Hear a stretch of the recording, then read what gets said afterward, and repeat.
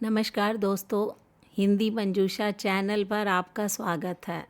चलते हैं कहानी मंच की ओर। आज की छोटी सी कहानी जो कि जीवन के प्रति आपकी सोच बदल सकती है। कहानी का शीर्षक है आत्मीय साथी। कहानी शुरू करती हूँ। 20 साल की अदिति जब यूनिवर्सिटी के दूसरे साल में थी, तभी उसकी ज़िंदगी नरक में डूब गई। उसके पिता राजीव ज़मीन से जुड़े गंभीर मुकदमे में गिरफ्तार हो गए। अगर उसके पास मुआवजा देने के लिए 20 लाख नहीं होते तो उन्हें जेल हो जाती। उसकी माँ सुमन फूट फूट कर रो पड़ी। परिवार के पास एक पुराने घर, एक बेटी के अलावा कुछ नहीं बचा था, जिसने अभी तक ग्रेजुएशन भी नहीं किया था।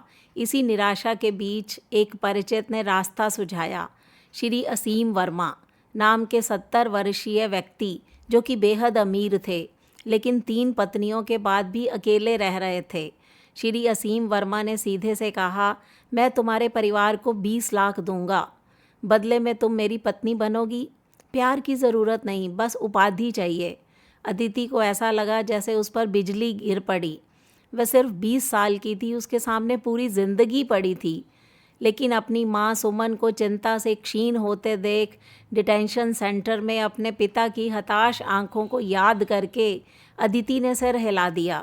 शादी जल्दी सावधानी से हुई, न सफ़ेद साड़ी न हीरे की अंगूठी। अपनी शादी की रात अदिति असीम वर्मा के कमरे में जाते हुए कांप रही थी।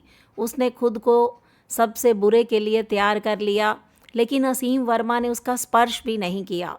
वह अपनी इलेक्ट्रिकल चेयर पर बैठे रहे, अदिति को प्यार भरी नज़रों से देखते रहे। मेरी बच्ची, इधर आओ, मेरे साथ बैठो। अदिति हैरान रह गई, शर्माते हुए उनके सामने वाली कुर्सी पर बैठ गई। असीम वर्मा ने धीरे से कहा, मुझे पता है तुम अपने पिता को बचाने के लिए मुझसे शादी करने को तैयार हुई हो। मैं इतना अमानवीय नहीं हूँ तुम जैसी जवान लड़की पर दबाव डालूं। अदिति ने उनकी ओर देखा, उसकी आंखें भी अभी संदेह से भरी थी। असीम वर्मा ने आगे कहा, 20 लाख रुपए तुम्हारे परिवार के लिए हैं। तुम्हें किसी चीज़ की चिंता करने की ज़रूरत नहीं है, बस इसे अस्थायी प्रवास समझो। मुझे बस बुढ़ापे में साथ देने, मेरे लिए सादा खाना बनाने वाले की ज़रूरत है। अगर तुम्हें असहज महसूस हो तो मैं किसी और को मेरी देखभाल के लिए ढूंढ लूँगा। अदिति अवाक रह गई। उसे यकीन ही नहीं हो रहा था कि उसने अभी अभी क्या सुना था। जिस आदमी को वह अपनी ज़िंदगी का सबसे बुरा सपना समझ रही थी, उसके साथ इतनी दयालुता और सम्मान से पेश आ रहा था। अगले दिन अदिति आश्चर्य में बीतते उसका दिन। असीम वर्मा उसके साथ पोती जैसा व्यवहार करते थे। वह उसे अपनी ज़िंदगी के किस्से, व्यापार के उतार चढ़ाव सुनाते थे। उसे अपनी पढ़ाई जारी रखने के लिए प्रोत्साहित किया। उसकी मदद के लिए निजी ट्यूटर भी रखा। उस छोटी लड़की की हंसी से विशाल लेकिन एकाकी हवेली अचानक गर्माहट से भर गई।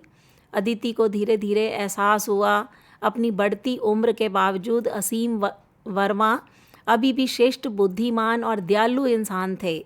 उन्होंने अपने शुरुआती प्रस्ताव में कभी पदवी का जिक्र ही नहीं किया। वे सचमुच उसकी परवाह करते थे, उसकी पढ़ाई, स्वास्थ्य की चिंता करते थे। एक शाम अदिति ने हिम्मत करके पूछा, असीम वर्मा, आप मुझ पर इतने मेहरबान क्यों? श्री असीम वर्मा उदास होकर मुस्कुराए, मैंने अपने जीवन में कई दुख झेले हैं। मेरी तीनों पत्नियां जल्दी ही चल बसी। शायद मैं ज़बरदस्ती और आज़ादी की कमी का दर्द समझता हूँ। मैं नहीं चाहता कि तुम एक दुखी ज़िंदगी जियो। अदिति की आंखों में आंसू आ गए। वह असीम वर्मा के नेक दिल से प्रभावित हुई। शुरुआती कृतज्ञता से धीरे धीरे उसके दिल में असीम वर्मा के लिए खास सम्मान की भावना पनपने लगी। समय उड़ता गया। अदिति ने विश्वविद्यालय से उत्कृष्ट अंकों के साथ स्नातक की उपाधि प्राप्त की। उसके पिता भी दोष मुक्त हो गए, अपने परिवार के साथ वापस लौट आए।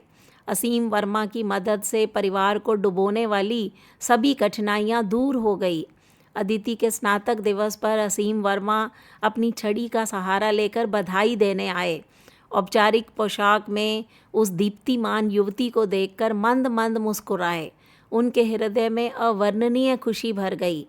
उस शाम शांत बैठक में असीम वर्मा ने अदिति को अपने पास बुलाया। मेरी बच्ची तुम बड़ी हो गई हो, क्या भविष्य के लिए तुम्हारी कोई योजना है? अदिति ने दृढ़ दृष्टि से उनकी ओर देखा। असीम वर्मा, मैं यहीं रहकर तुम्हारा ख्याल रखना चाहती हूँ। असीम वर्मा आश्चर्यचकित हो गए। लेकिन तुम्हारे सामने तुम्हारा पूरा भविष्य है। तुम्हें एक अच्छा युवक ढूंढना चाहिए जिससे तुम शादी कर सको, अपना परिवार बसा सको। अदिति ने अपना पतला हाथ थामते हुए अपना सिर हिलाया। तुमने मेरे परिवार को बचा लिया। तुमने मुझे पढ़ने, आज मैं जहाँ हूँ वहाँ पहुँचने का अवसर दिया। मैं तुम्हें छोड़कर नहीं जाना चाहती। मैं तहे दिल से तुम्हारा एहसान चुकाना चाहती हूँ। असीम वर्मा ने अदिति की आंखों में गहराई से देखा। उनकी आंखों में छिपी ईमानदारी और गहरी कृतज्ञता को पहचान लिया। उनके हृदय में गर्मजोशी भरी अनुभूति फैल गई। शायद नियति ने ही उन्हें मिलवाया था, कहीं जबरदस्ती की शादी में नहीं, बल्कि एक नेक बंधन के लिए जो उम्र और हालात की सभी बाधाओं को पार करता हुआ पनपे।